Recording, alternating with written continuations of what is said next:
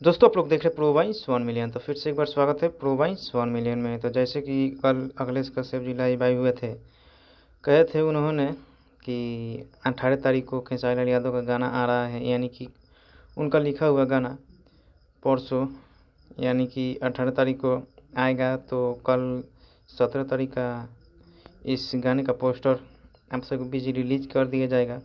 और बिल्कुल आप सब सही सुन रहे हैं, अंश जी का गाना है, तो थोड़ा सा दिमाग लगेगा।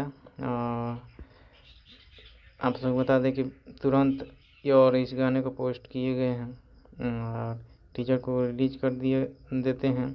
और आप लोग तैयार रहिए, कल अखिलेश कश्यप जी का लिखा हुआ गाना कल पोस्टर आ जाएगा। और खेसारी लाल यादव का नाम पे मुझे उम्मीद है कि बहुत बेहतर लिखे होंगे और ट्रेंड रिकॉर्ड बनेगा। तो अपना राय कमेंट बॉक्स में दीजिए। जब तक जय हिंद, जय भोजपुरी।